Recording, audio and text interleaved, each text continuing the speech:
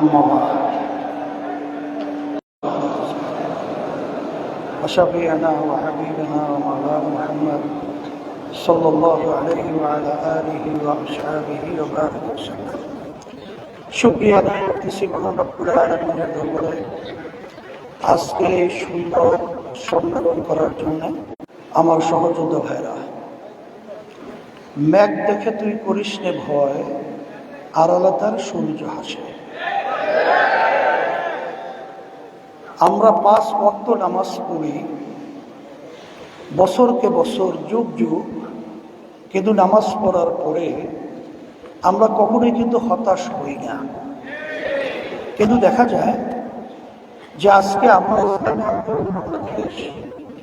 শরীয়ত অনুযায়ী দেশ পরিচালনা আশা এবং এই আদর্শ বাস্তবায়নের জন্য রাজনৈতিক কাজ করছে।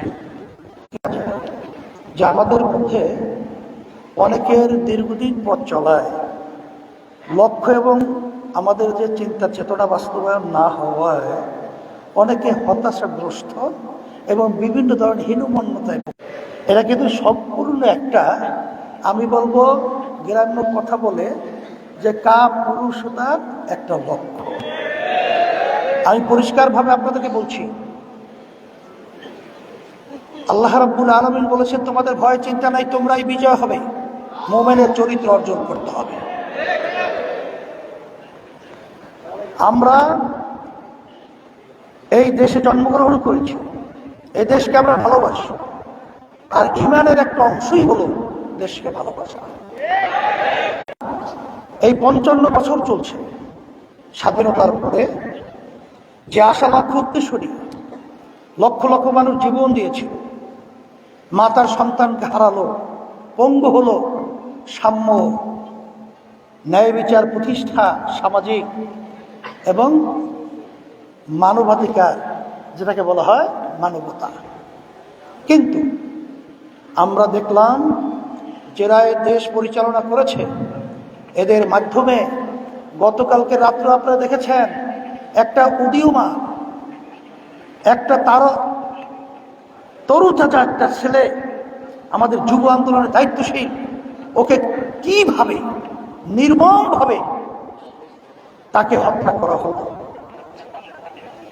আমরা সেই 24শে গণ অভ্যুত্থানে আমরা দেখেছি যে কিভাবে আমাদের উদীয়মান ভবিষ্যৎ মেধাবী ছেলেগুলোকে, বাংলাদেশের আশরাফুল মাখলুকাত মানুষগুলোকে কিভাবে পাখির মতো গুলি করে রাস্তার ভিতরে ফেলে রাখতে। আমরা সেই শব্দ এখন আমাদের কানে ধ্বনিত হচ্ছে। মা যখন বারবার চিৎকার করে বলছিল, আজকে কয়েকদিন পর্যন্ত আমার সন্তান আমাকে মা বলে ডাক দেয় না। আজকে আমি সম্মানিত, আমাদের সুপ্রিম কোর্টে যে সম্মানিত বিচারক রয়েছিলেন প্রাক্তন, তিনি দুর্নীতি মুক্তির জন্য তিনি সংগঠন করেছেন। আমার ভাই তিনি বলেছেন যে তারা বাংলাদেশের বিভিন্ন পরতে রন্ধ্র যে দুর্নীতি এবং যে বিভিন্ন ধরনের অনাচার, অবিচার, অত্যাচার চলছে, এইটার জন্য বিভিন্ন সময় আমরা বক্তব্য রেখে থাকি। কিন্তু আসলে বাস্তবতা হলো বিএনপি, আওয়ামী লীগ, জাতীয় পার্টি সহ অন্যান্য যারা দেশ পরিচালনা করেছে, তারা যে নীতি আদর্শ নিয়ে দেশ পরিচালনা করেছিল, এই নীতি আদর্শের মাধ্যমে এদেশে আমরা শান্তি পাই নাই, হয় নাই, মার সন্তান হারা চিৎকার বন্ধ হয় নাই, আমাদের দেশে টাকা বিদেশে পাচার বন্ধ হয় নাই, আমাদের মানুষগুলো নির্বিচারে ধুকে ধুকে তারা তাদের জীবনকে জেলের ভিতরে বিলীন করেছে, এটা বন্ধ হয় নাই।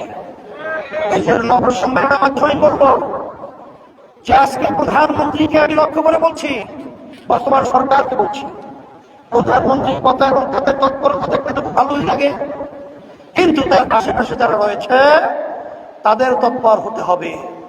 নারে গণ অভ্যুত্থান 2024, হাজার হাজার তাজা প্রাণগুলো রাস্তায় যে ছড়িয়েছিল, সেটা সম্পূর্ণ ব্যর্থ হবে, আর ব্যর্থ হতে আমরা যেতে পারি না। সেই লক্ষ্যেই আমি সকল উদাত্ত আহ্বান জানাবো, আসেন মেঘ দেখিতে করিস নি ভয়, আড়ালে তার সূর্য হাসে। এই দেশে আমি জন্মগ্রহণ করেছি, এই দেশের আমি সন্তান। আমি বারবার বলছি, আজকেও বলছি, যতক্ষণ পর্যন্ত দুর্নীতিবাজ এবং যারা নাকি স্বার্থান্বেষী এদেরকে ক্ষমতার মস্তক থেকে সরানো না যাবে, ততক্ষণ পর্যন্ত বক্তব্য রাখবো, জীবন দেব, রক্ত দেব, দেশের পরিবর্তন আসবে না। আমি সকল কথা আহ্বান জানছি, আসেন ইসলাম এমন এক নীতি আদর্শ, যে নীতি আদর্শের মাধ্যমে একটা পিপিলিকার পর্যন্ত তার স্বাধীনতার নিশ্চয়তার গ্যারান্টি রয়েছে। বাংলাদেশ ৯৯ জন মুসলমান বসবাস করে।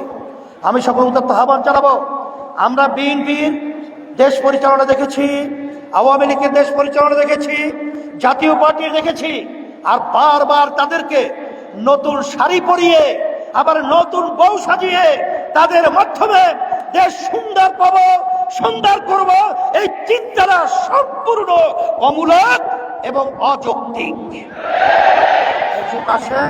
আমার প্রচার রহমতুল্লাহ বলেছিলেন, শুধু নেতা নয়, নীতিরও পরিবর্তন চাই।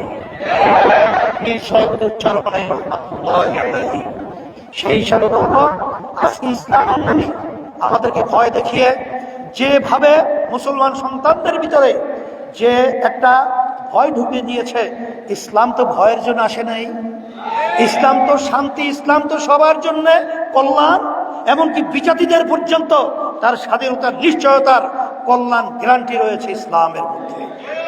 আর যারা ইসলামের নাম দিয়ে তারা বিভিন্ন ছল চাতুরি করে ক্ষমতায় গেলে ইসলাম অনুযায়ী দেশ পরিচালনা করবে না।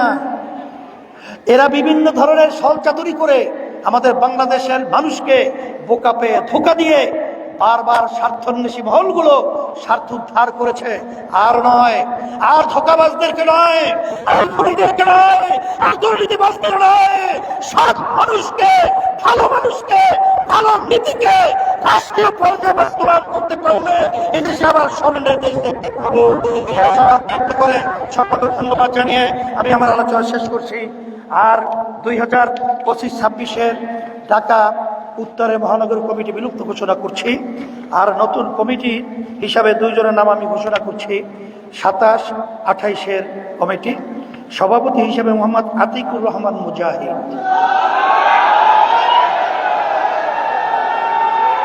আর সেক্রেটারি জেনারেল মাওলানা নুরুল ইসলাম নাইম। আসেন, এখানে জামাতে নামাজ হবে, চতুর্পাশে নামাজের পরিবেশ আছে। সামনে আসো।